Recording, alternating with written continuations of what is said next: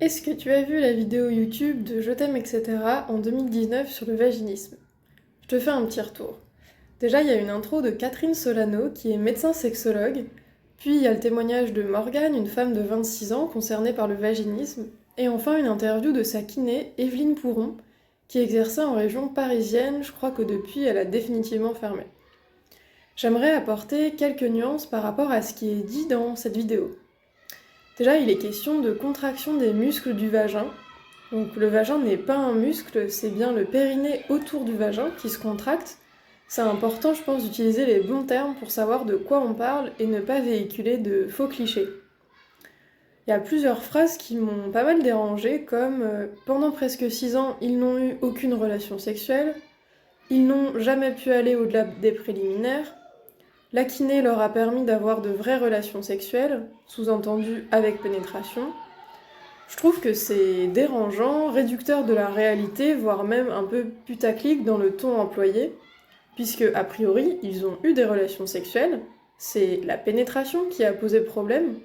Donc si on arrêtait de hiérarchiser les pratiques sexuelles entre elles, la sexualité ça se résume pas à la pénétration, on peut déconstruire le schéma préliminaire, pénétration, éjaculation, réinterroger la norme de la pénétration, notamment dans les couples hétérosexuels.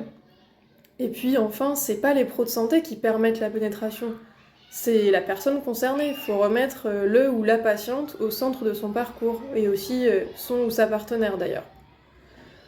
Une autre phrase qui m'a interpellée, c'est « Elle voulait retrouver son identité de femme avec la pénétration ». Alors c'est vrai que la pénétration est parfois associée à l'identité de femme.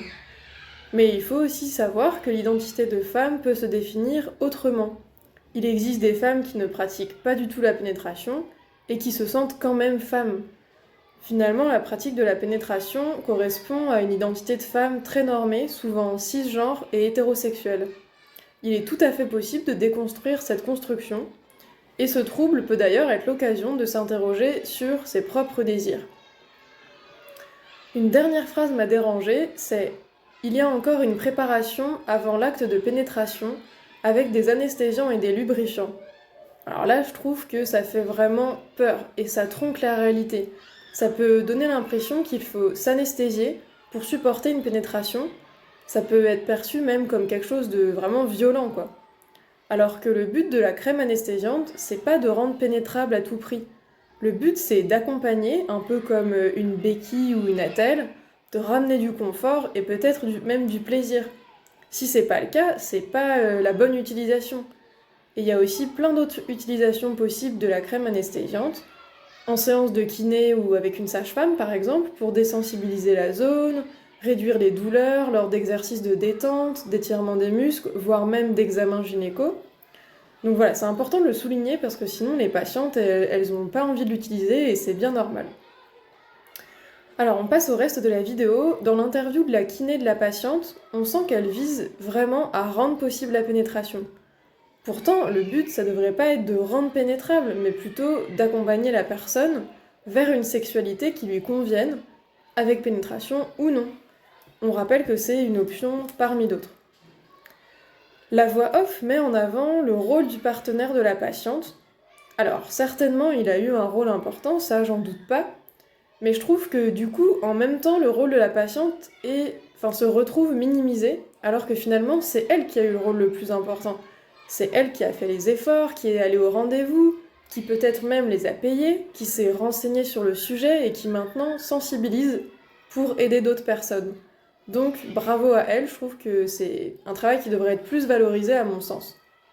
Le fait de survaloriser le rôle du partenaire, ça peut aussi donner l'idée que le soutien d'un partenaire est une condition pour entamer un parcours de soins, alors qu'une femme célibataire peut très bien faire un parcours toute seule, sans aucun souci.